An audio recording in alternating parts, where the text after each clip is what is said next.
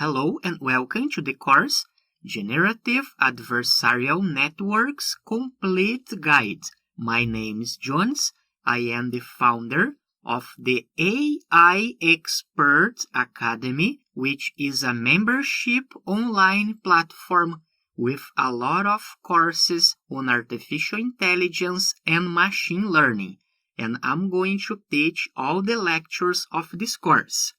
Now I'm going to show you the content that will be covered. First, you are going to learn some interesting applications of GANs, as well as a brief introduction to the intuition of how it works. Then we are going to move on to the practical implementations. The first two architectures that you are going to learn are DC GAN and WGAN. They are the simplest ones. I have opened the first implementation about deep convolutional GANs. As you can see, all implementations will be done step by step using Google Colab Online. So you don't need to worry about installing all the libraries on your own machine. Another advantage about using Google Colab is that it allows us to use a GPU, so the training process of the GANs will be faster. You can see all the code that will be implemented step by step. The first project is the most classic, and if you already ever taken a course on this subject, probably you have implemented this project. The idea is to create the digits from 0 to 9, as we can see here. Then we are going to move on to a more advanced architecture, which is WGAN. We can see here all the implementations that you are going to learn step by step. We can see here some results. We are going to use the same dataset. The goal is to generate the digits. See that the results are much better if compared to the other architecture. In these first projects, we are going just to see this small application to generate handwritten digits. Something interesting is that these digits don't exist in the real world, or they are not in the dataset. They were created by the GAN. Then we are going to move on to more interesting applications. You are going to learn two architectures of CGAN, which means Conditional GAN, Pix-to-Pix and Cycle GAN. One of the projects will be to generate images in the map format. For example, we can see here the input image, which is a satellite image. This is the real image, similar to Google Maps. The goal is to generate the image in the map format. We send to the GAN the satellite image, and it will generate the corresponding version in the map format. We can see here some other examples. In this case study, we are just training the GAN for a few epochs. However, if you train for more time, you will get better results. You are going to learn how to implement the Pix-to-Pix architecture from scratch, since the creation of the generator, the discriminator, and all other steps. There are some other applications. For example, we send these edges to the GAN, and it will create the corresponding image of a building. Other application is to convert only the edges into photos. As we can see here, we are sending images of shoes, and the GAN will generate something similar to the real world.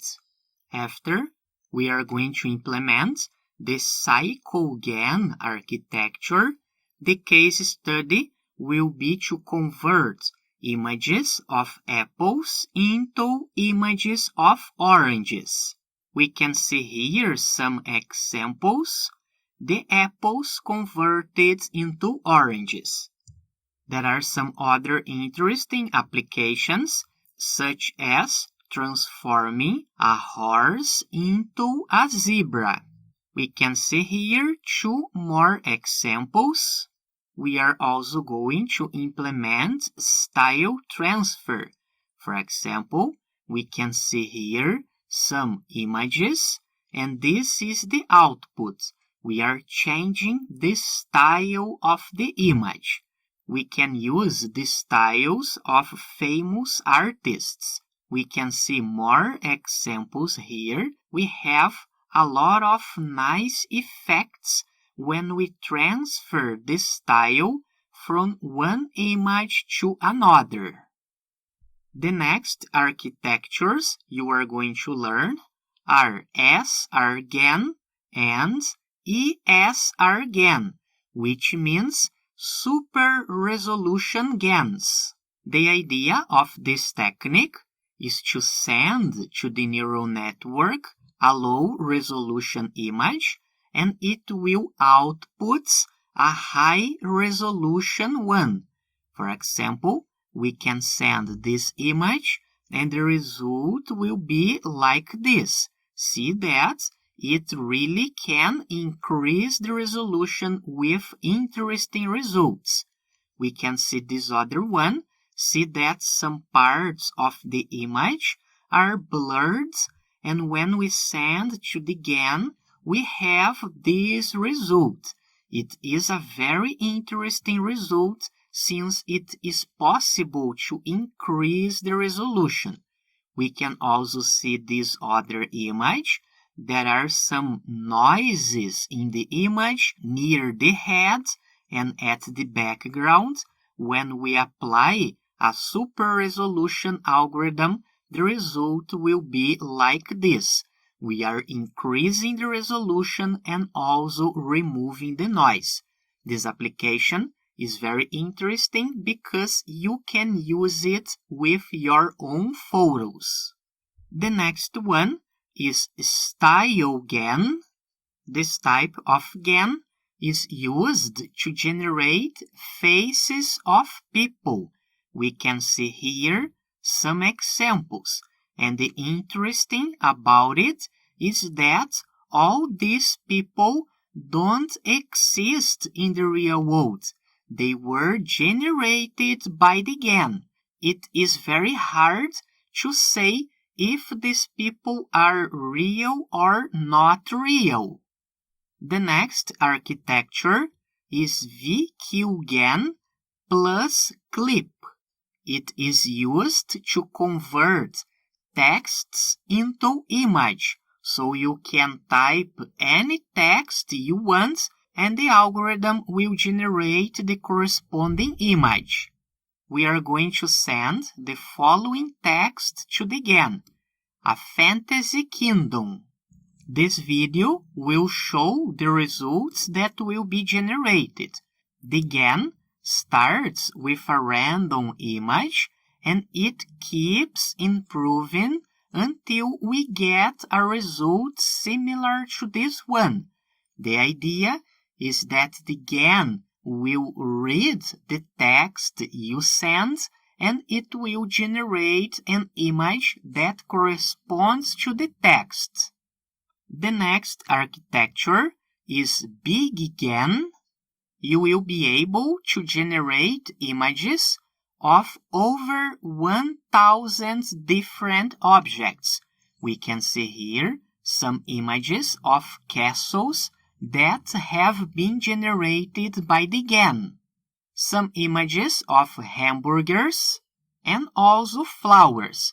As I said, it is possible to generate 1,000 different objects.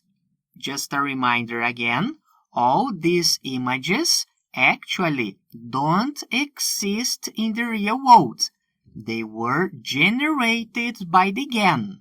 The next architecture is GFP GAN. They are used for old photo restoration. You can see this photo that was taken with an old camera. We send it to the algorithm and we get this result. See that the faces are in high resolution. We can see the side-by-side comparison, the Alan Turing image. This is the original photo, and after applying the algorithm. Here we can see the images of the Beatles. It has very interesting results. This kind of application is interesting because you can send your own photos. If you have your own photos, you can send to the GAN and it will restore it. The next architecture is boundless. The goal is to complete missing parts of images. For example, here is the original image. We send to the neural network the masked image. The GAN does not have access to the gray part of the image here. We send only a part of the image, and at the end, it is able to complete it. The results are very interesting. We can see that this part of the sun was correctly completed, and also the mountain. Of course, the results will not be the same as the original image, since the GAN needs to guess what comes next.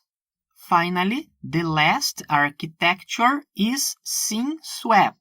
It can be used to create deep fakes or exchange faces between images. We have this image and this other one. So the goal is to copy this face to this other image. And the idea is to keep all the background information. This is the result. We can see that the algorithm could correctly exchange the faces.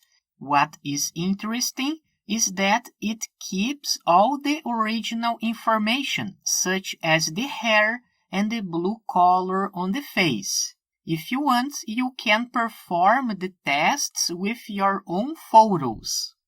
Finally, you will also learn how to apply GAN in videos.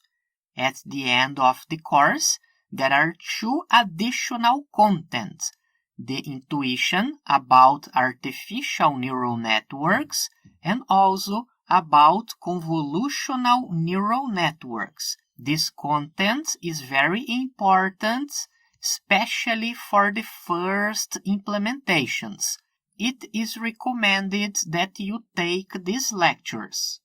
Regarding prerequisites, it is recommended that you know about programming logic, basic Python programming, and knowledge about neural networks is desirable, not mandatory, because there are the additional contents that recap all the intuition about this topic. Something important is that you are going to learn only the basic intuition about the algorithms. Don't expect too much about the mathematical background. The idea is just to show some basic intuition, and then we are going to move on to the implementations. The focus of the course is on implementing the projects. And something also very important, there are many other types of GANs. They are evolving very quickly. So maybe when you take this course, there are some other new architectures that are not covered. The idea of the course is to cover all the basics about GANs, especially the most used architectures. We hope you have a great course. In the next 2 lectures, you are going to learn the basic intuition about the topic, and right after, we are going to move on to the implementations. See you next time!